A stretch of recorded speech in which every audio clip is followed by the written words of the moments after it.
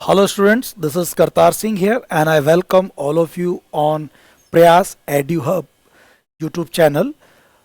Today we are here from solving the paper of English L2 2.0 series and this is test number 10 I think. और इसके जो questions हैं आपके पास 70 questions हैं as usual जैसे हमेशा होते हैं। और इसका जो पहला क्वेश्चन है देखिए, in present are English language teaching is facing. वर्तमान में इंग्लिश लैंग्वेज कौन सी समस्या को फेस कर रही है? ओवर एम्फोसिस ऑन ग्रामर, बिल्कुल कर रही है। लेबोरेटरी, लैक ऑफ लेबोरेटरी, ये बात भी सही है। ट्रांसलेशन से पढ़ाते हैं, ये बात भी सही है। ये तीनों बातें सही हैं। ये तीनों कमियां हैं, तीनों चैलेंज हैं जो हमारे यहाँ इंडिया में, राजस्थान में हम फेस कर रहे हैं। The challenge of acquisition poor environment. Poor environment से क्या मतलब है? लर्नर्स लर्निंग ऑफ लिटरेचर, नहीं, लिटरेचर पढ़ना तो अच्छा एनवायरमेंट है। पुअर स्टडी हैबिट, ये एनवायरमेंट से जुड़ा हुआ नहीं है तो ये भी नहीं होगा। पॉल्यूशन इन इंग्लिश लैंग्वेज, नहीं, ये भी नहीं है। Limitation of learning English language in classroom, classroom में इंग्लिश बोलने की लिमिटेशन होती है। यहाँ एनवायरमेंट अच्छा नहीं है, इसका मतलब इंग्लिश बोलने के मौके बहुत कम है आपके पास, तो डी आंसर करेंगे आप।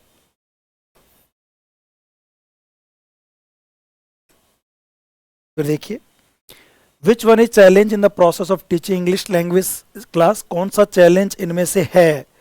Less interesting teaching style. Teaching style अगर आप कम इंटरेस्ट से पढ़ाएंगे तो बच्चों को सीखने का मजा नहीं आएगा, ये बात सही है। More interesting, reasonable time, good lesson prepare, तो अच्छी बातें हैं, ए होगा इसका answer. Excessive use of mother tongue, बहुत ज़्यादा मदर टंग यूज करने से क्या होता है?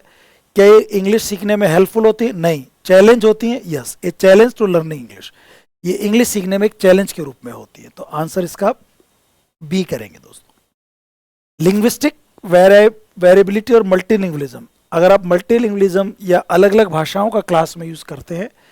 ए, to acquire the knowledge of foreign language, तो ये फॉरेन लैंग्वेज सीखने में क्या है? एक टूल होता है, एक टूल होता है, सी करेंगे। नहीं, सेम टॉपिक सेम सिलेबस, आपको ध्यान है L1 में भी है, तो क्वेश्चन वहां भी बन सकते हैं और ये क्वेश्चन L2 में बन सकते हैं। मल्टीलिंगुअलिज्म क्या होता है? टीच ऑल सब्जेक्ट्स, मल्टीलिंगुअलिज्म मतलब सारे सब्जेक्ट पढ़ाओ अलग अलग भाषाओं में, नहीं। मल्टीलिंगुअलिज्म एक लैंग्वेज से जुड़ा हुआ जो है वो एक आइडिया है और इसमें लैंग्वेज के लिए यूज किया जाता है। लैंग्वेज क्लास चल रही हो ना, टीचर इंग्लिश का पढ़ा रहा हो तो वो क्लास में और लैंग्वेजेस को भी अलाउ करे, तो ये केवल लैंग्वेज पढ़ाते समय ही चीज की जाती है, तो आंसर इसका सी होगा। ये यूज करते हैं केवल लैंग्वेज वाली क्लास में, मल्टीलिंगुअलिज्म वही यूज होना चाहिए। विच one of these is not a challenge, इनमें से कौन सा चैलेंज नहीं है इंग्लिश पढ़ाने का? Determining the goal of language teaching, language पढ़ाने के क्या गोल है वो डिटरमाइन करना, ये तो है challenge. Several methods in language teaching, English पढ़ाने के कई मेथड्स होते हैं, कौन सा चुने कौन सा न चुने, ये भी एक चैलेंज है। लार्ज क्लास साइज, हमारे यहाँ इंडिया में क्लास में बहुत सारे स्टूडेंट बैठे रहते हैं, तो उनके लिए कौन सा मेथड सही रहेगा, ये भी एक चैलेंज है। तो ये सारे ही चैलेंज हैं, कौन सा चैलेंज नहीं है? तो इसमें आंसर नन करना पड़ेगा। ये तीनों तो चैलेंज हैं, कौन सा नहीं है? इनमें से तो भाई कोई सा भी नहीं है, तो नन करेंगे आंसर अपन। बंगाली फैमिली एक दिल्ली में रहती है, दिल्ली में एक बंगाली फैमिली रहती है। Children in the family will learn, तो जो बच्चे घर में रहते हैं वो तो बंगाली सीखेंगे। एंड फ्रॉम एनवायरमेंट, और चूंकि दिल्ली में रहते हैं तो दिल्ली में हिंदी चलती है तो बाहर से वो हिंदी सीखेंगे, तो बंगाली और हिंदी ये होगा, बी करेंगे answer. Which of the following is not the challenge, इनमें से कौन सा चैलेंज नहीं है इंग्लिश लैंग्वेज को सीखने का? Neither the teacher nor the students are acquainted with the aims of learning English, ये तो चैलेंज है कि हमारे यहाँ न तो स्टूडेंट्स को पता है कि हमें क्या क्यों पढ़ना है, कैसे पढ़ना है, कितना पढ़ना है, और न ही टीचर्स को इंटरेस्ट होता है चीज़ों में। दोनों को ही एम्स पता ही नहीं होता कि इंग्लिश पढ़नी क्यों है, पढ़ानी क्यों है। ये बात तो सही है, कौन सा चैलेंज नहीं है पूछ रहा है। There is no uniform policy regarding the beginning of English teaching in our schools, school में इंग्लिश कब से शुरू की जाए? फर्स्ट क्लास से, LKG से, थर्ड से, सिक्स से, टेन, कब तक चलाई जाए, ये कोई यूनिफॉर्म पॉलिसी पूरे इंडिया में नहीं है, तो ये भी एक चैलेंज है। टेक्स्ट बुक जो है इंग्लिश की हाई स्टैंडर्ड है, ये चैलेंज थोड़ी होगा, बहुत अच्छे स्टैंडर्ड की होनी चाहिए, ये चैलेंज नहीं, ये तो बल्कि एक अच्छी बात है, तो ये चैलेंज नहीं है। There is a traditional examination system, आज भी हमारे यहाँ एग्जामिनेशन सिस्टम पुराना चला रहा है, तो ये बात भी एक चैलेंज है। वही 5 क्वेश्चन साल में आप एक बार पढ़ लो, 5 क्वेश्चन कौन सा पता होता है कि पिछली बार ये आए थे, इस बार ये आएंगे, तो इससे बच्चा कम पढ़ता है और ये इससे एक चैलेंज होता है पैदा। तो इसमें सी होगा आंसर, है ना। The reason behind the problem of giving a proper place to English in school curriculum is that it is not, हमारे यहाँ प्रॉपर प्लेस नहीं है इंग्लिश का। क्यों? From which class should the study of English start, कौन सी class से English start की जाए, एक बात तो ये। Up to which class should its studies last, और कब तक पढ़ाई जाए, ये बात भी सही है। Should English be a compulsory subject, क्या इंग्लिश कंपलसरी रखा जाए, है ना, और कंपलसरी कब तक रखा जाए। जैसे कई कॉलेज स्कूल्स में 12th तक रखते हैं, कई लोगों में फर्स्ट ईयर सेकेंड ईयर तक, कहीं पूरे बीए में पढ़नी पड़ती हैं। तो सारी बातें होंगी, तो आंसर इसका क्या करेंगे आप, डी करेंगे दोस्तों। फिर आगे देखिए, विच of the following conditions of classes does not hinder the smooth teaching of English, कौन सी कंडीशन है क्लास की जो पढ़ाई के अंदर दिक्कत पैदा नहीं करती है, हिंडर यानी रुकावट पैदा नहीं करती। ओवर क्राउडेड क्लासेस दिक्कत पैदा करती है, बिल्डिंग की शॉर्टेज दिक्कत पैदा करती है, लैक ऑफ फर्नीचर दिक्कत पैदा करती है, प्रॉपर सिटिंग अरेंजमेंट, ये दिक्कत, अच्छे से बैठे बच्चे तो दिक्कत कैसे पैदा करेगी। लेकिन बड़ी क्लास है, बिल्डिंग कम है, कमरे कम है और फर्नीचर नहीं है, बच्चा नीचे बैठ के पढ़ रहा है, तो ज़्यादा देर तक पढ़ नहीं पाएगा, दिक्कतें पैदा होंगी। इससे दिक्कत पैदा नहीं होगी प्रॉपर सिटिंग अरेंजमेंट से। Which of the following is not the reason, इनमें से कौन सा रीजन नहीं है of the lack of effective and competent teachers, एक अच्छे, इफेक्टिव, प्रभावशाली और कॉम्पिटेंट, निपुण टीचर्स के कमी में कौन सा कारण नहीं है। लैक ऑफ, ये लैक कर देना LAC के, लैक ऑफ एडिकेट ट्रेनिंग, अच्छे टीचर क्यों नहीं मिल पाते, क्योंकि बीएड में ट्रेनिंग सही नहीं होती, ये बात तो सही है। कौन सी बात रीजन नहीं है पूछ रहा है। Teachers have offered teaching of English at the BEd level, teachers जो है have offered teaching of English at the BEd level, BEd level में कौन सा रीजन नहीं है। Teachers have offered teaching of English at the BEd level, ये कारण नहीं। बीएड लेवल में टीचर्स को उन्होंने जो है इंग्लिश को पढ़ाया नहीं बीएड में, तो पढ़ाया है ऑफर टीचिंग ऑफ इंग्लिश, तो ये कारण नहीं है, ये तो एक अच्छी चीज़ है। Lack of initiative and innovation in teachers, ये रीज़न है, बट टीचर्स में जो है इनोवेशन की कमी होती है, वो शुरुआत नहीं करते, नए तरीके नहीं अपनाते हैं। Absence of right motivation in teachers, ये भी एक कारण है। कौन सा कारण नहीं है, बी नहीं है ना, बी कारण नहीं है दोस्तों।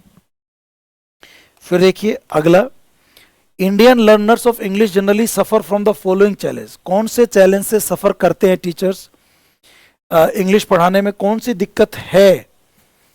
Use of audio visual aids, suffer from the following challenge, कौन से चैलेंज सफर करते हैं इंग्लिश पढ़ाते समय। ऑडियो विजुअल एड्स से सफर नहीं करेंगे तो अच्छी बात है। लैंग्वेज लेबोरेटरी है, अच्छी बात है।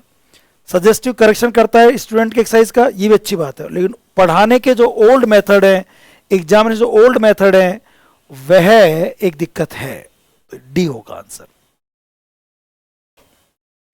The challenge of which a teacher of English has to face while teaching is, कौन सा चैलेंज टीचर को महसूस करना पड़ता है पढ़ाते समय। टू टीच प्रॉपर प्रोनाउंसिएशन, ये तो करना पड़ता है, प्रोनाउंसिएशन बहुत बड़ी दिक्कत रहती है। To struggle with the complicated rules and structure of English language, English language में बहुत सारे रूल्स हैं, कैसे पढ़ाया जाए, कैसे बच्चों को समझाया जाए, ये भी एक दिक्कत है। Negative attitude of the learners towards English language, English सीखने के प्रति जो स्टूडेंट्स हैं उनका एटीट्यूड नेगेटिव होता है, क्या तो अंग्रेजों की भाषा है, वो हमारे शासक थे, उन्होंने अत्याचार किए, तो उनकी भाषा हम क्यों सीखें, ये भी एक है। तो ऑल ऑफ दीज सारी बातें होंगी इसमें, डी करेंगे। The challenge of teaching English language can be removed by, इनको कैसे हटा सकते हैं, प्रॉपर ट्रेनिंग से हटा सकते हैं, यूनिफॉर्म पॉलिसी अपना लें, ऑडियो विजुअल एड से पढ़ाएं, इन सबको अपना लें तो आप अच्छा सुधार कर सकते हैं। Main barriers to listening skill, सुनने के स्किल में मेन बाधा कौन सी हो सकती है, सुनाई नहीं देता, आपको समझ नहीं आता क्या बोला जा रहा है इंग्लिश में। टाइम एंड टाइम, ये एक मेन बैरियर है, नहीं समय का कोई लेना देना नहीं सुनने में। बैरिकेड्स ऑफ क्लास, क्लास जो बाधाएं होती हैं, नहीं।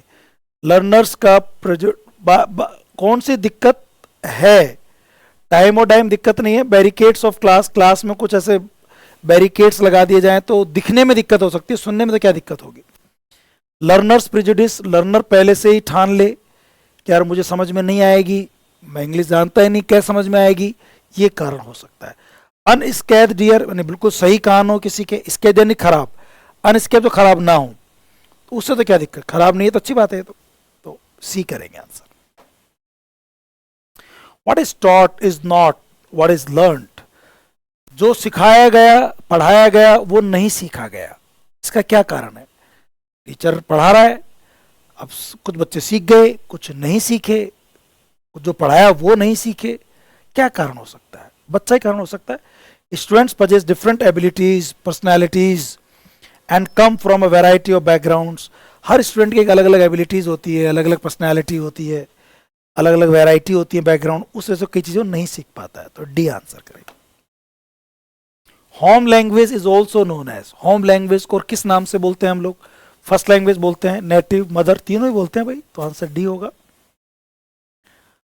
विच इज नॉट ट्रू, कौन सी बात सही नहीं है होम लैंग्वेज को लेकर के। ये फर्स्ट लैंग्वेज होती है, बिल्कुल। Language we learn from our parents and community, ये बात भी सही है। ये हम कॉन्शियस एफर्ट से सीखते हैं, नहीं, ये अनकॉन्शियसली सीखा जाता है। इसके लिए कोई रूल्स और ध्यान नहीं जाता, क्लास में नहीं जाया जाता, ये अनकॉन्शियसली अपने आप ही सीख लेता है। तो ये वाली बात सही नहीं है। ये लैंग्वेज इक्विजिशन, इसमें लैंग्वेज ग्रहण करते हैं आप अपने माहौल से, ये बात भी सही थी। सी वाली बात गलत है। विच of the following is not the advantage, कौन सा फायदा नहीं है language in teaching English language, कौन सा फायदा नहीं होम लैंग्वेज का। क्लास में आप होम लैंग्वेज से बच्चों की लैंग्वेज में पढ़ाते हो, उससे कौन सा फायदा नहीं होता।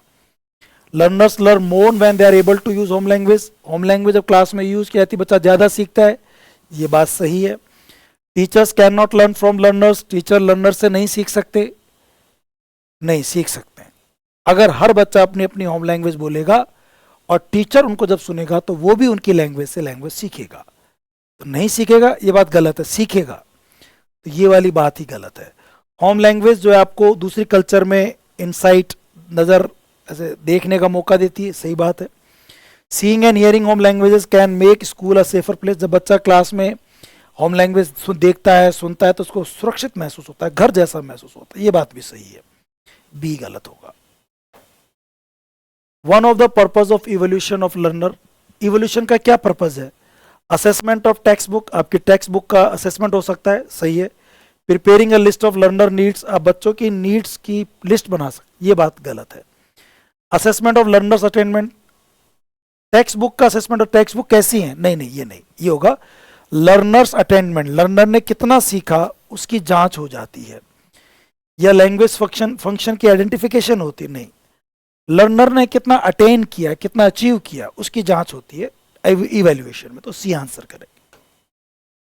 Evaluation in a teaching programme takes place only at the end of the year, evaluation क्या लास्ट में एक बार होता है, वो एग्जामिनेशन होता है। इवैल्यूएशन तो कंटिन्यूअस है, कॉम्प्रिहेंसिव है, कम्युलेटिव है, लगातार चलता है। Takes place only at the end of lesson, नहीं, it is not integral part of teaching, it is continuous process and goes on during lesson also. CC जो होता है, इवोल्यूशन जो होता है, ये कंटिन्यूअस चलता रहता है, एडमिशन लेने से लेकर के एग्जाम, लास्ट एग्जाम तक बीच बीच में चलता ही रहता है, कंटिन्यूअस प्रोसेस। सी आंसर होगा। Evolution in education is continuous, नहीं आया, ये कंटिन्यूअस भी होता है, कम्युलेटिव, समग्र भी होता है और कंटिन्यूअस भी होता है, तो आंसर डी करेंगे। Who has suggested 4 steps of teaching as planning, organizing and evaluation? आई के डिवाइस ने कहा था कि पढ़ाने की 3 होती हैं चीजें, प्लानिंग, ऑर्गेनाइजिंग और इवैल्यूएशन। लेटेस्ट स्कीम कौन सी है भाई, continuous and comprehensive evaluation, CCE, continuous and comprehensive evaluation. Evaluation does not ascertain, evaluation इनमें से कौन सी बात को जांच नहीं करता, क्या वो एजुकेशनल स्टैंडर्ड जांच करता है इंस्टीट्यूशन के, करता है। एडमिनिस्ट्रेटिव स्टैंडर्ड करता है क्या, नहीं, ये नहीं करता। टीचिंग स्टैंडर्ड इंस्टीट्यूशन के करता है। Efficiency of teachers of the institution, teacher की एफिशिएंसी को जांच करता है, ये सब करता है, लेकिन ये एडमिनिस्ट्रेटिव को नहीं करता है, ये बात गलत है दोस्तों।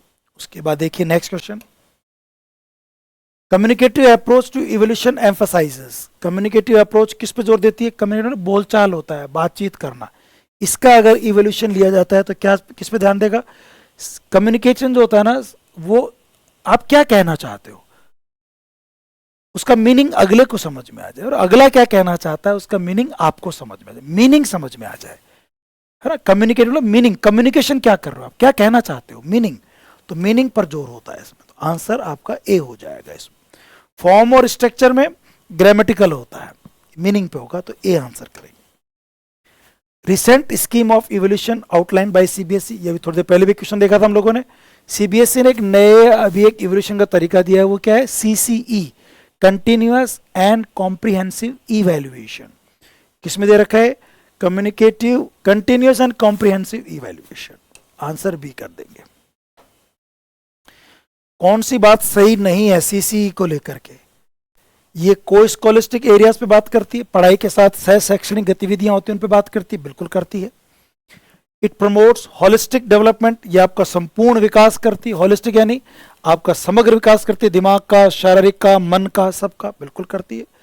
ये टाइम कंज्यूमिंग होती है, पनिशिंग होती है, ये बात सही नहीं, ये बात गलत है, ये बात सही नहीं मतलब गलत हो गई। टाइम कंज्यूमिंग और पनिशिंग नहीं होती, बल्कि इसमें बच्चे को ऐसा अपना घर का सा माहौल लगता है, टेस्ट होते रहते हैं तो उसको पनिशिंग नहीं लगता। इट रिड्यूस स्ट्रेस एंड, ये एंड इसमें गैप है, एंजाइटी ऑफ द स्टूडेंट, बिल्कुल ये बात सही है कि ये बच्चे के अंदर एंजाइटी, चिंता को कम करती है, स्ट्रेस, तनाव को कम करती है, सी वाली बात गलत है। Measurement is a process of evolution, किस तरह का है, क्वालिटी या क्वांटिटी, क्वांटिटी। मेजरमेंट होता है माप, मापन, 1 आया, 2 मार्क्स आए, 3 मार्क्स आए, 4 मार्क्स आए, तो ये मापन की बात होती है यहाँ पे ना, तो यहाँ पर आंसर आप क्वांटिटिव करेंगे। Evolution of language proficiency is done through test design to evaluate which of the following skill. जो आप टेस्ट लेते हो प्रोफिशिएंसी, लैंग्वेज प्रोफिशिएंसी, लैंग्वेज में कितना बच्चा निपुण हुआ, तो उसमें कौन सी चीज को इवेल्युएट करेंगे, कौन से स्किल को करेंगे, सारे करेंगे, लिसनिंग, स्पीकिंग, रीडिंग और राइटिंग, तो आंसर क्या कर देंगे, ए कर देंगे। फिर देखिए, evolution is a process of asserting the quality value of outcomes. Evolution में आपकी क्वालिटी और वैल्यू ऑफ आउटकम्स को चेक किया जाता है, बिल्कुल। Determining the extent of the achievement of objectives, कितने उद्देश्य प्राप्त हुए इसको भी चेक करते हैं, ये भी करते हैं। Comparing the outcomes of instructions, जो आपको इंस्ट्रक्शंस दिए गए थे उनको चेक किया जाता है, सारी बातें सही हैं। आंसर आप क्या करेंगे इसका, डी करेंगे दोस्तों। फीडबैक इज ऑलवेज, जो आप फीडबैक देते हैं बच्चों को पढ़ाने के लिए, वो कैसा होता है, फीडबैक किस तरह का होता है। फीडबैक जो होता है वो हमेशा फॉर्मेटिव होता है, कि बच्चा को फीडबैक दिया कि बेटा तूने यहाँ सही किया, तूने यहाँ गलत किया, तो वो आगे उसके अंदर रिफॉर्म कर सकता है, सुधार कर सकता है। फीडबैक देने से आप बच्चा सुधार कर सकता है, इसको फॉर्मेटिव कहते हैं। समेटिव फीडबैक नहीं होता, समेटिव मतलब तो मार्क्स मिल गए, फेल या पास हो आप, तो इसमें फॉर्मेटिव होता है ना, एफए जिसको हम बोलते हैं। Important feature of an adequate evolution is, अच्छा इवोल्यूशन क्या होता है, इरिस्पॉन्सिबल, गैर जिम्मेदाराना नहीं, डायग्नोस्टिक, निदानात्मक, कमी पता करता है, इनहांस लर्निंग और आपके सीखने को बढ़ाता है, दोनों बात हो जाएंगी, both B and C. Assessment of broad learning behavioural outcomes is a feature of, आपकी ब्रॉड लर्निंग बिहेवियर आउटकम्स की किस में होगी, assessment of broad learning behavioural outcomes is feature of CC, इसमें सब आ गए, सीसी होगा, है ना। इसमें पीयर इवोल्यूशन भी आ गया, फॉर्मेटिव भी आ गया, समेटिव भी आ गया। फिर देखिए आप लोग, which one is not a characteristic of peer evolution. Peer, peer होता है साथी, एक साथी जब दूसरे साथी का इवोल्यूशन जांच करता है, तो इसका कौन सा कैरेक्टरिस्टिक नहीं है, इफेक्टिव मॉनिटरिंग नहीं, ये नहीं होती, सही बात है, ये कैरेक्टरिस्टिक नहीं है। इफेक्टिव मॉनिटरिंग तो तब होती है जब कोई टीचर करता है, एक बच्चा जब दूसरे बच्चे का साथी, दूसरे साथी का टेस्ट लेगा तो अच्छा मॉनिटरिंग नहीं कर पाता, ये बात कैरेक्टरिस्टिक नहीं है। मेटाकॉग्निशन, एक दूसरे की अपने दिमाग से सीख लेते हैं, वो टीचर का टाइम बचता है, फीडबैक जल्दी मिल जाता है बच्चों को, ये तीनों बात सही है, ये वाली बात गलत थी, इसलिए आंसर ए होगा। विच वन इज, ये हो गया। आगे देखो, students improve there critical thinking in, बच्चे की क्रिटिकल थिंकिंग किसमें डेवलप होगी, सोचने समझने की शक्ति, क्रिटिकल, क्रिटिसाइज करना कि तूने यहाँ गलत किया, तूने यहाँ सही किया। जब एक साथी दूसरे साथी का टेस्ट लेगा तो पीयर असेसमेंट होता है, उसमें वो बच्चे की critical power, thinking power develop होती है, peer assessment. CCE carried out in classroom strictly, formally, informally, timely. Informally use होता है, क्लास में टीचर लेता ही रहता है, ऐसा कोई फॉर्मल नहीं होता, वो कंटिन्यू चलती रहती है, तो इसको इनफॉर्मल कहते हैं, आप इनफॉर्मल होगा। CC is not successful in private school, crowded classroom में सफल नहीं हो सकता। सीसी के लिए जरूरी एक छोटी क्लास होनी चाहिए ताकि टीचर हर बच्चे पर, कम बच्चे हो तो हर बच्चे पर ध्यान दे सके। स्मॉल क्लासरूम हो, not successful. Private school successful हो सकती है, स्मॉल में सक्सेसफुल हो सकती है। गवर्नमेंट स्कूल का ऐसा चक्कर नहीं, क्राउडेड क्लासरूम नहीं होना चाहिए, बस बहुत बड़ी भीड़ नहीं होनी चाहिए, तो बी करेंगे। Which one of this not a quantitative, कौन सा क्वांटिटिव इवोल्यूशन नहीं है? Oral, observation, practical, return. ये जो ओरल है, प्रैक्टिकल और रिटर्न है, ये तो पुराने तरीके हैं, ये क्वांटिटिव नहीं, ये तो ओल्ड मेथड है। क्वांटिटी है ऑब्जर्वेशन टेक्निक, हर बच्चे पर ध्यान दिया जाए वो क्या कर रहा है क्या नहीं कर रहा है। A remedial teaching syllabus should be based on, एक रिमीडियल टीचिंग जो है सिलेबस कैसा होना चाहिए? Teachers impression of language difficulties, teacher का एक प्रभाव होना चाहिए लैंग्वेज डिफिकल्टीज के ऊपर। Students interest in learning a language, student का लैंग्वेज लर्निंग में क्या इंटरेस्ट है? An analysis of errors made by learners, an analysis of the future needs of the learners. किस चीज पर बेस्ड होना चाहिए? लैंग्वेज डिफिकल्टीज के इंप्रेशन पर, स्टूडेंट के इंटरेस्ट पर नहीं, N analysis of errors made by learners. Remedial teaching होता क्या है? देखो आप, एक बच्चा जब सीख रहा है तो कुछ गलतियां कर रहा है, वो सीख नहीं पा रहा, कुछ एरर्स कर रहा है और उस एरर को अब सुधार करना है, तो बच्चे की एरर्स को देख करके फिर आप उसके अंदर जो है चीज सिखाते हो, तो आंसर इसका आप जो है वो सी करेंगे दोस्तों। Remedial teaching pays greater attention to students, किस तरह के स्टूडेंट्स पर ध्यान देती है? प्रोफिशिएंट इंग्लिश, इंग्लिश में बहुत अच्छे हों, जिनको बाहर जाना हो, go abroad, have fallen behind other, जो दूसरों से पिछड़ गए हों किसी वजह से, उनके लिए रिमीडियल करी जाती है, जो पिछड़ गए हों। The purpose of remedial teaching is to, remedial teaching का पर्पस क्या है? इंट्रोड्यूस न्यू लैंग्वेज आइटम, नहीं, इसमें कभी भी नया नहीं पढ़ाया, तो पहले पढ़ाया जा चुका है, तो बच्चा सीखा नहीं उसको पढ़ाया जाता है। Teach again the language items not properly learn, yes C. Test recently taught items, नहीं, जो अभी पढ़ाया उसका टेस्ट लो, नहीं। टीच अगेन द लैंग्वेज, ये टी है, the language items already learn, जो पहले सीख गया, नहीं, जो नहीं सीखा है उसको सी आंसर करेंगे। Which of this the strategy of remedial teaching? Action research, programme, test, both and. इसमें एक्शन रिसर्च भी आता है, प्रोग्राम बनाया जाता है, इसकी स्ट्रेटेजी होती है रिमीडियल टीचिंग की, दोनों होंगे, बी, ए और B. The aim of remedial teaching is, remedial teaching का एम, उद्देश्य क्या होता है? To diagnose learning difficulties, to eliminate ineffective habits, reteach incorrectly learned skill, ये होगा भाई। जो बच्चा गलत सीखा उसको दोबारा पढ़ाना ही रिमीडियल कहलाता है। ध्यान रखना, हमेशा ऑल ऑफ दीज आंसर नहीं होता है। रीटीच इनकरेक्टली लर्नड स्किल, जो बच्चा सही नहीं सीख पाया उसको वापस पढ़ाना ही रिमीडियल कहलाता है। Remedial language teaching is meant for development of, किसके डेवलपमेंट के लिए होता है? Particularly skill left by regular teaching, जो रेगुलर टीचिंग में बच्चा रेगुलर नहीं सीख पाया था, yes. Areas left by regular teaching, जो रेगुलर टीचिंग में जिन चीजों पर बात छूट गई थी, या क्लास साइज, नहीं, बोथ ए एंड बी हो जाएगा, दोनों। जो बच्चा रेगुलर टीचिंग में नहीं सीख पाया स्किल, एरिया जिन पे काम नहीं हो पाया वो, तो बोथ ए एंड बी, आप इसका आंसर डी कर देंगे। Remedial work for spoken English involves, spoken English में क्या होता है? अगर आप रिमीडियल करना चाहते हो तो बच्चों को जो सिखाया बोलना उसको रिवीजन कराओ, ड्रिल कराओ, सिचुएशनल कम्युनिकेटिव प्रैक्टिस कराओ, और फिर रिव्यू करो कि कितना सीखा कितना नहीं सीखा, तो आंसर बी करेंगे इसके अंदर। Remedial teaching should be carried out on, ये रिमीडियल टीचिंग किन बच्चों पे की जाती है? सीनियर लर्नर्स पे, अर्ली लर्नर्स पे, लेट लर्नर्स पे, या malady on language test and its causes, जिनके लैंग्वेज टेस्ट में कुछ कमियां रही उनका कारण ढूंढने के लिए फिर आप रिमीडियल करते हैं। आप बीमारी ढूंढते हैं, बीमारी का कारण ढूंढते हैं, रिमीडियल यही तो होता है, मेडिकल की तरह होता है, इसमें आप बीमारी ढूंढते हैं और बीमारी का कारण ढूंढते हैं, तो डी आंसर करेंगे।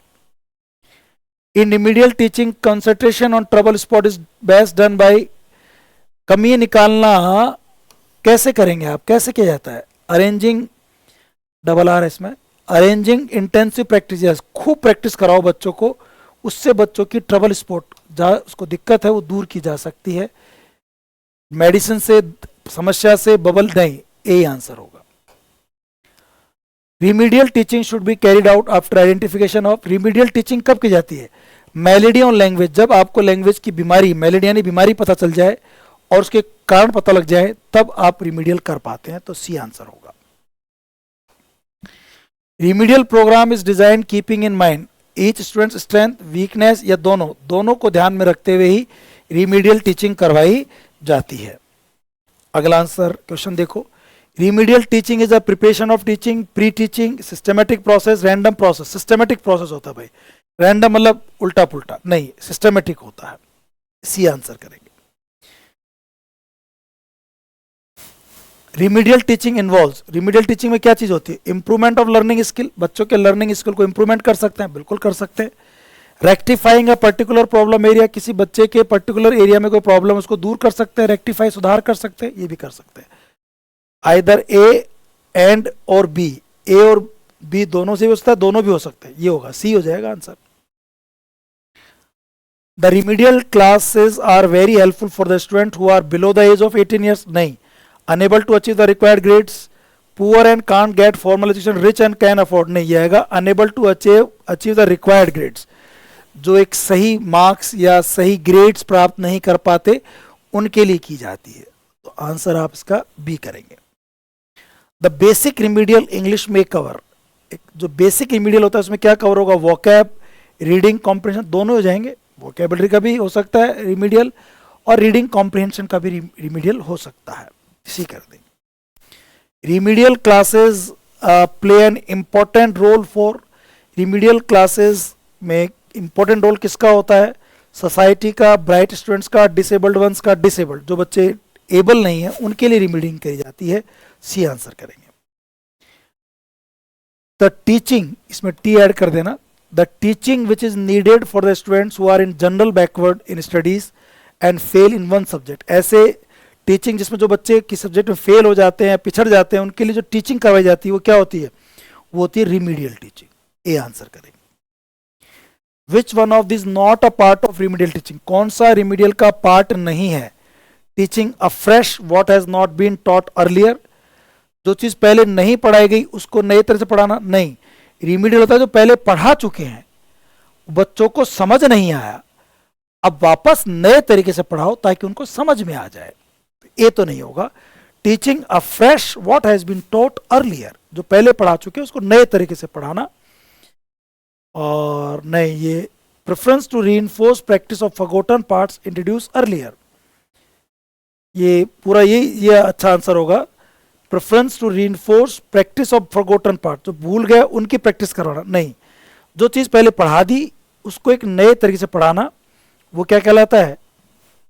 रिमीडियल टीचिंग का। ये चाहिए पूछ रहा है कौन सा पार्ट नहीं है, ये देखो आप, क्वेश्चन थोड़ा चेंज है, नॉट है, तो वापस देखो कौन सा रिमीडियल टीचिंग का पार्ट नहीं है? Teaching afresh what has not been taught earlier, yes, यही होता है।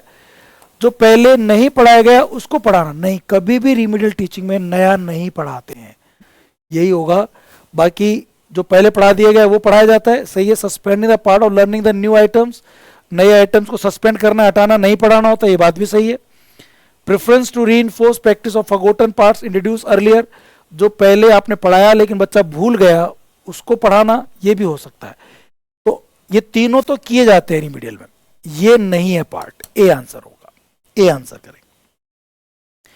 विच one of these not an advantage, कौन सा फायदा नहीं है ऑनलाइन रिमीडियल एजुकेशन का? ऑनलाइन टेस्ट लेना, रिमीडियल करवाने, कौन सा फायदा नहीं है? Gives a sense of isolation to the learner, इससे बच्चे को अकेलापन महसूस होता है, ये फायदा नहीं है क्या? ये नॉट एन एडवांटेज, कौन सा फायदा नहीं है? Give a sense of isolation to the learner, learner को एक आइसोलेशन, अकेलापन फील हो। देखते हैं इसके बारे में भी और। Elimination of barriers of time and space, इसमें टाइम और स्पेस का एलिमिनेशन खत्म हो जाता है। आप ऑनलाइन रिमीडियल कभी भी ले सकते हो, रात को, सुबह, दिन में, और प्लेस कहीं पर भी ले सकते हो, तो ये बात तो एडवांटेज है। ये कौन पूछ रहा है कौन सा एडवांटेज नहीं है? ये तो एडवांटेज है। इट इज कॉस्ट इफेक्टिव, ये कॉस्ट इफेक्टिव होता है, बिल्कुल सही बात है। इसके टेस्ट की फीस कम होती है, ऑफलाइन की फीस हमें ज़्यादा होगी। जैसे इंग्लिश के हमारे यहाँ ग्रेड सेकंड की फीस 20,000 रुपये है। मैं टेस्ट की बात नहीं कर रहा, मैं पढ़ाई की बात कर रहा हूँ। लेकिन वहीं अगर ऑनलाइन कोर्स देखें तो 4-5 हज़ार में कोर्स मिल रहा है आपको। तो कॉस्ट इफेक्टिव होती है ऑनलाइन में, ये बात तो सही है, ये बात भी सही है। The instruction pace is flexible, इसमें बच्चे को आप इंस्ट्रक्शन फ्लेक्सिबल होते हैं। जो बच्चा होशियार है वो जल्दी चीज सीख जाता है, जो कमजोर है वो बार बार देख लेता है, चीज को 2-3 बार देख लेता है। फ्लेक्सिबल है, जैसे अपने हिसाब देख सकते हो। ये तीनों बातें तो फायदे हैं, ये फायदा नहीं है। ये तो मतलब फायदा नहीं है, ये तो नुकसान है बल्कि, कि बच्चा ना ऑनलाइन के अंदर अकेला टेस्ट देता है तो अकेलापन फील करता है, आइसोलेशन फील करता है। तो ए होगा इसका। विच one of these is disadvantage, कौन सा नुकसान है ऑनलाइन रिमीडियल का? ये इजी होता है स्टूडेंट के लिए नेविगेट इन्फॉर्मेशन करना, ये तो फायदा है। No technical support from the instructor, जो टीचर होता है इंस्ट्रक्टर उसकी तरफ से कोई टेक्निकल सपोर्ट नहीं मिलता, वो तो आप खुद को ही करना पड़ता है। आपके मोबाइल में कुछ कमी आ गई, कोई और दिक्कत आ गई, आप क्लास नहीं देख पा रहे, नेट नहीं है, तो उसमें इंस्ट्रक्टर टीचर क्या करेगा? टीचर कुछ नहीं कर सकता। Well design online course makes it easy, अच्छे से कोर्स डिजाइन किया ऑनलाइन का तो पढ़ाना आसान हो जाता है, ये बात भी सही है। नुकसान तो ये है कि कई बार हमें टीचर की तरफ से टेक्निकल सपोर्ट नहीं मिल पाता है, कुछ पढ़ने में दिक्कत आती है। क्लास में पढ़ रहे हो तो आप पूछ सकते हो तुरंत टीचर से, लेकिन यहाँ टेक्निकल चीज़ें आती है तो टीचर आपको टेक्निकली सपोर्ट नहीं कर सकता। उसकी कोई टेक्निकल टीम है वो जरूर कर सकती है, बट इट टेक्स टाइम। तो इसमें बी करेंगे। अब कुछ क्वेश्चन आपके फोनेटिक्स के हैं दोस्तों। ये शब्द क्या है? Massage, massage. आंसर ये मैसाज है, मैसेज, मैसाज, मैसेज नहीं, मसाज, ए हो जाएगा। मैट्रियाकी, मैट्रियाकी, ए में दे रखा है इसका, मैट्रियाकी फोनेटिक ट्रांसक्रिप्शन है। ऑलवेज, ऑलवेज, ये है ऑलवेज, ऑलवेज। बॉलीवुड, तो ये बॉलीवुड हो गया, बॉलीवुड, ये सही है। बॉलीवुड, बॉलीवुड नहीं, बॉलीवुड, बी। कोशिश, कोशिश जो है वो ये है, कोशिश, कोशिश, तो इसका प्रोनाउंसिएशन ये होगा। Daughter, this is daughter, daughter, ये होगा डी, डॉटर।